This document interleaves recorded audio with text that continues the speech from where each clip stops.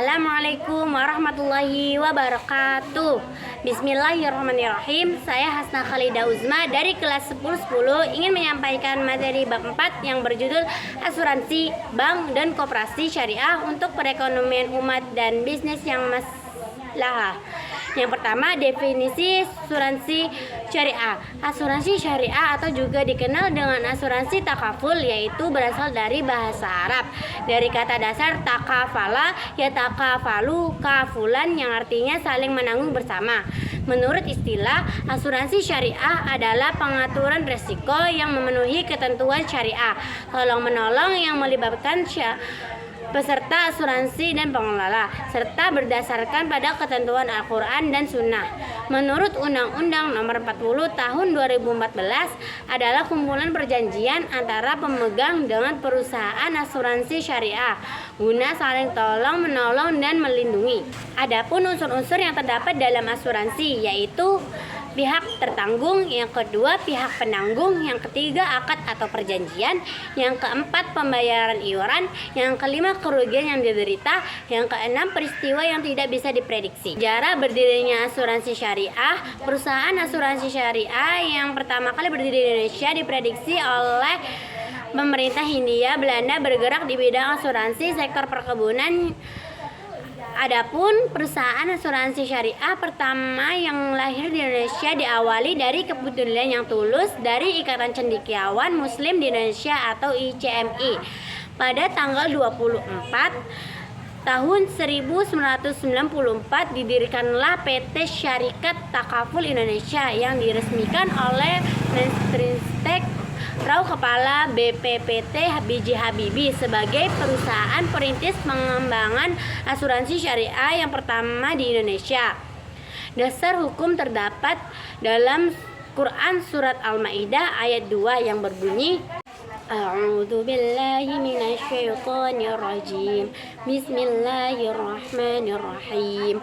Wa ta'awanu 'alal birri wat taqwa wa la ta'awanu 'alal ismi wal 'udwan, yang artinya, dan tolong menolonglah kamu dalam mengerjakan kebajikan dan takwa, dan jangan tolong menolong dalam berbuat dosa dan permusuhan. Terdapat juga dalam Quran surat An-Nisa ayat 9 dan hadis riwayat Muslim dari Abu Hurairah radhiyallahu anhu. Hukum asuransi menurut para fuqaha.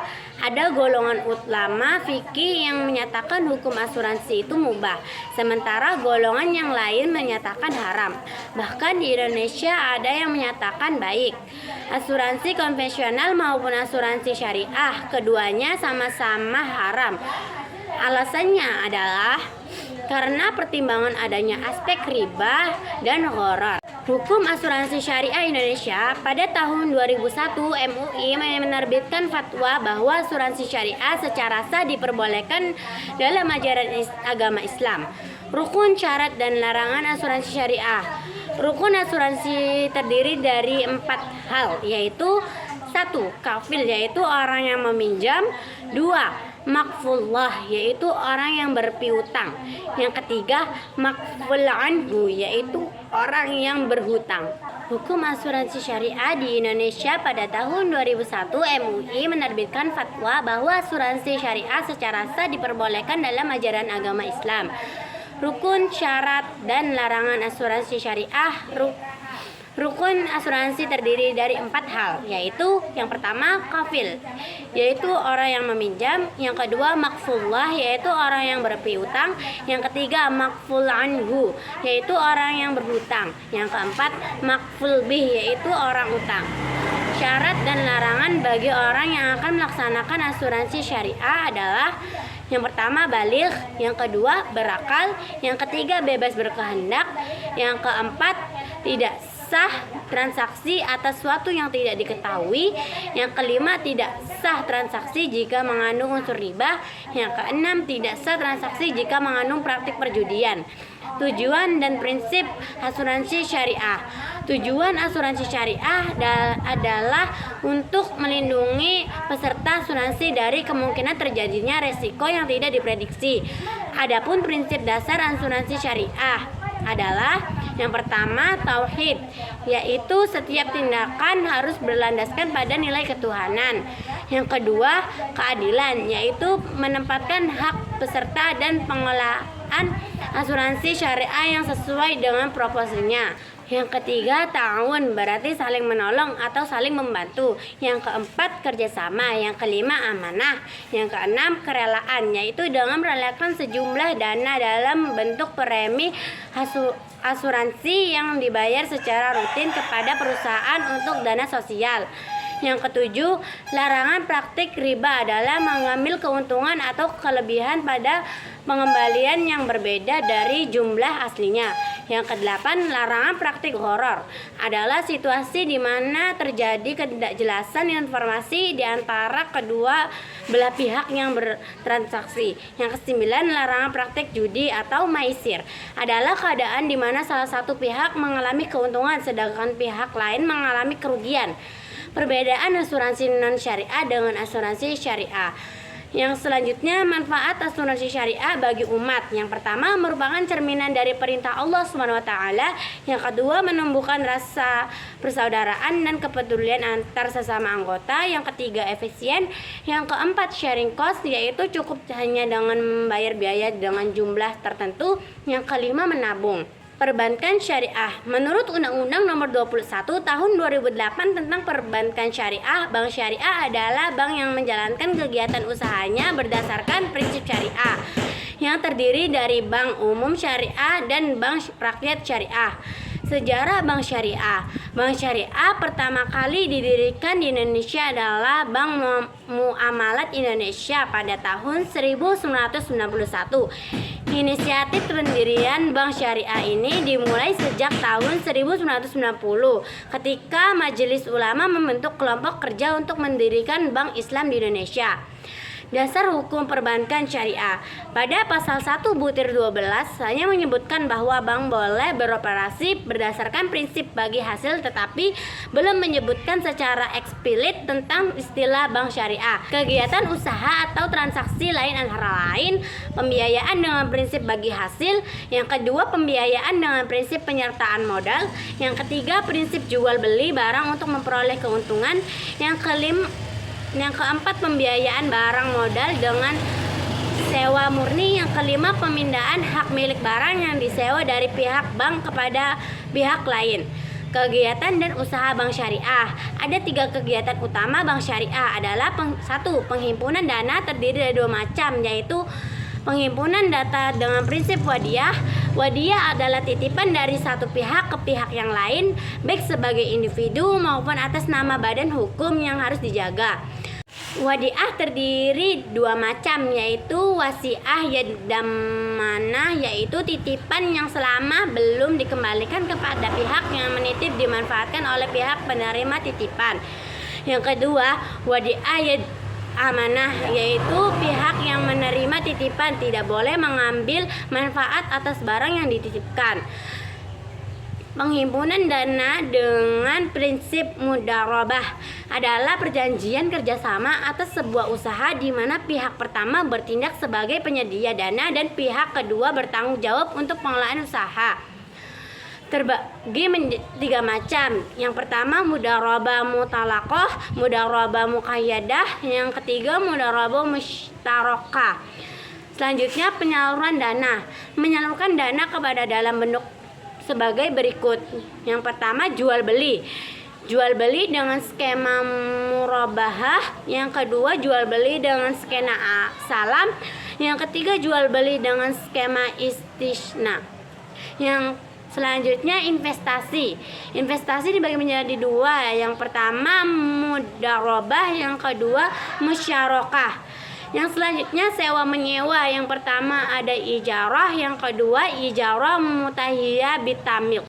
Jasa pelayanan dibagi menjadi 4.